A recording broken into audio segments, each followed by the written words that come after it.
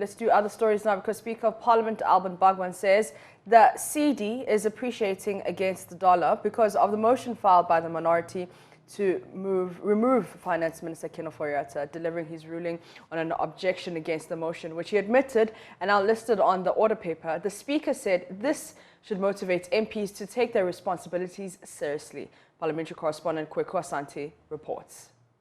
A foreshadowing of what is to come, Deputy Majority Leader Alexander Afenyo-Markin raised an objection to how the censure motion had been filed and listed in the order paper. If you look at the various items 1 to 7, we should not forget that we are in a political space. And particularly if you look at item 1, the way it has been counted, the man has already been condemned long before his head.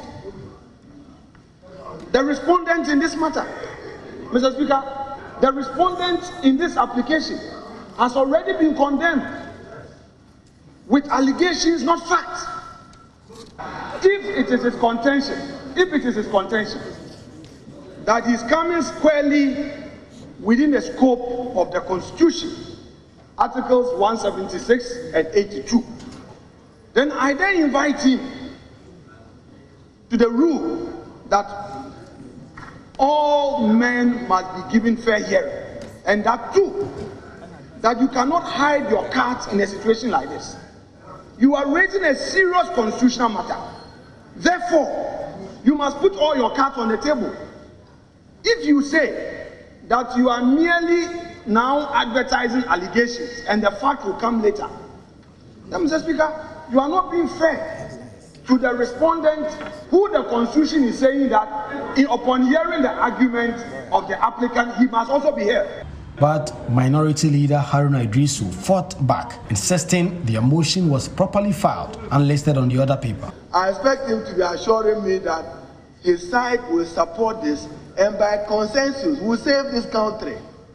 We need to save this country, save its businesses. Businesses are collapsing, industry is collapsing, the Ghanaian citizens are reeling under unprecedented hardship. That must be your concern. But to say that there's nothing legal in this, okay, it is constitutional. Not just legal, but constitutional. The Speaker of Parliament, Alban Bagwan, overruled the objection of the Deputy Majority Leader. I took pains to go through not only the Constitution, but the detailed provisions of our standing orders.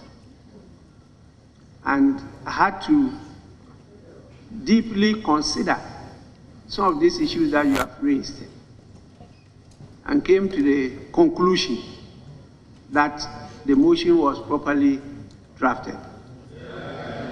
And so when you read the Constitution properly, and then our standing orders, you see that no error has been made. And because of this motion,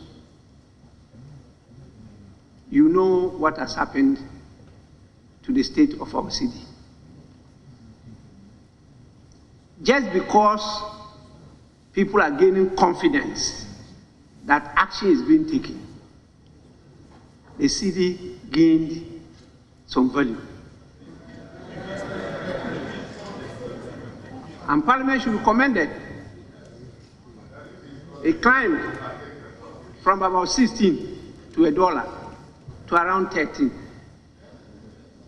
That is a serious gain for this country, and it's because there's some confidence given to the people that action is being taken to rectify the wrongs.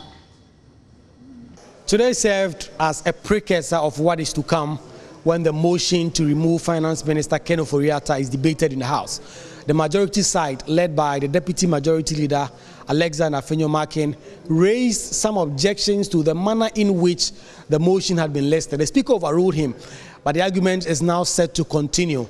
In the next 7 sittings of Parliament, the notice will appear on the order paper, after which MPs will be expected to debate and vote on it. Remember, Finance Minister Keno Foriata himself will be offered opportunity, if he so wishes, to defend himself against the claims that have been made against him by the minority. He has some lifeline now, though, because the pressure on his back from his own members of parliament has reduced a bit since they now acceded to the request of the president to wait until he presents the 2023 budget and also concludes the negotiations with the IMF.